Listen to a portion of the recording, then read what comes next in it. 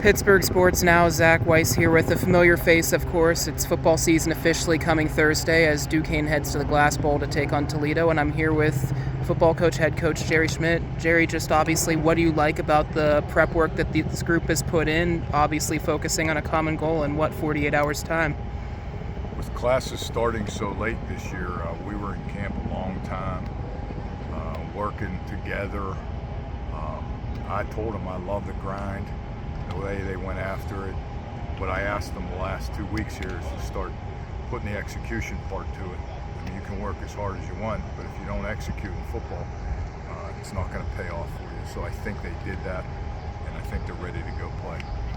What, without giving too much away, what in particular have they been able to do from an execution standpoint that has you feeling confident going into Thursday? What's finishing plays and understanding the game. It's not always about who's the biggest and the fastest and the strongest. You can use your brain to be in certain positions to make plays. And they started to do that, with scouting reports and tendencies and understanding what the potentials were that were coming at them, and then you can play a half a step faster than your 40 time if you play it that way. And we started to do those things.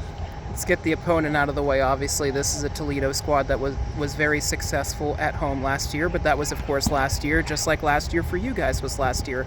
Just what do you make of the challenge ahead with those 60 minutes of football? Well, it's a great program. It's a storied program, and Coach Candle's done a great job up there, being consistently at the top of that conference and an outstanding year. I'm sure they're going to be the same.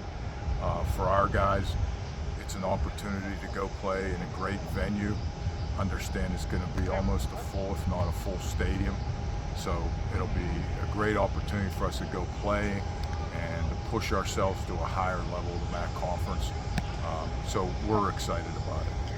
How much do you enjoy the challenge of learning about your men facing these D1 kind of opponents throughout the years, something which has become commonplace with you recently? Yeah, but I like learning about them in any game that we play. Learned a ton last year when we opened here at home. We're going to learn a ton about ourselves and the way we see each other, how we handle ourselves when we fail, how we adjust and correct through the game, how we stick together. So I'm just happy to play football, go, what we say Duke's football, and go play it our way and see what happens. What have you learned the most about your men since training camp opened? What I thought about them in January when they started working out, and they were hanging together, and they are a bunch of good guys that work really hard. They love football. They want to get better. They're not going to worry about the last play or the last year and what happened the last year. This is a new year, and they forged themselves ahead into making what this team is, and they're all looking forward to building this team through the season. When you have that extra time to practice together without classes, how much does that help you getting the chance to see maybe more film on these guys and make some of those tougher decisions for what Thursday would bring? Well, we're watching film on ourselves, making decisions personnel-wise, who's going to be in the game and at what times. And, you always have to be prepared for all different levels of reasons a guy might not be in a game. And so we've got our backups ready to go. And then the film on, we don't have film on our opponent from this year. Some of their guys, they got a few really good ones coming back, and we're aware of those guys. Who's really stepped up and stood out from your perspective on the team so far, whether it be returners, newcomers, or transfers, anything in between? Well, I think Darius has done a really good job being a leader. He was a captain last year and a quiet leader, but he's stepped up a little bit here and gotten a little bit more vocal. Doesn't mean you have to be a good leader, but he's done a really good job. We've got a couple transfer receivers that are working their way in. He's done a good job with those guys. Got a couple transfer tight ends, so we've been teaching them the offense, and we're excited about that side of the ball. Defensively in the defensive backfield, we have a new defensive coordinator. He was with us last year, so he's putting his own wrinkles in, and he has a couple transfers in the defensive backfield that are making that crew compete to get on the field, and that always makes you better football player.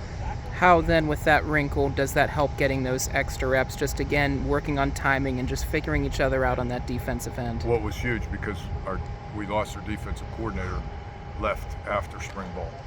So, Coach Jacobs had to put it all together and get it ready. And so having that time together in all those days was really important because it's not just on the field, it's the work you do in the classroom. To verify what you're doing on the field, confirm what you're doing on the field, correct mistakes. And so it was really good.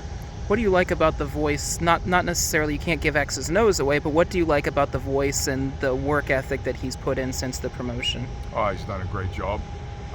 We lost 5 coaches after the spring game, so we put that staff together. A couple new ones on defense.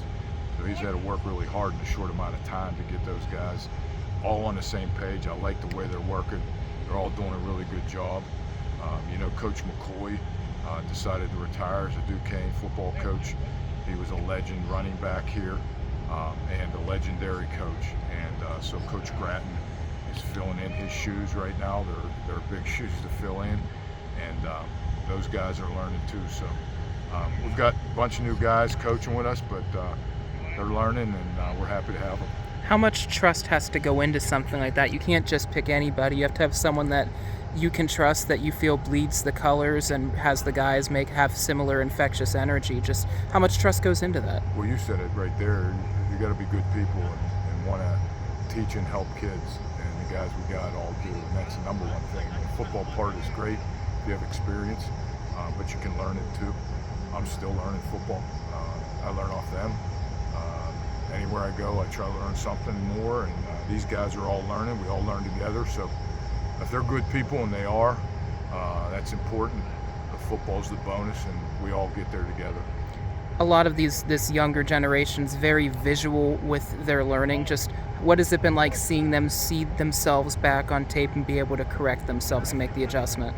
Yeah, not only visual, but they like to do it up in their rooms on their phones, and we've adapted to that. And we've been able to find different ways to teach our guys.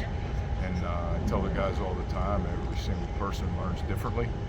And so we find different avenues to help guys to understand what we need them to do. And there's a lot of different modalities that we can use, and we take advantage of that.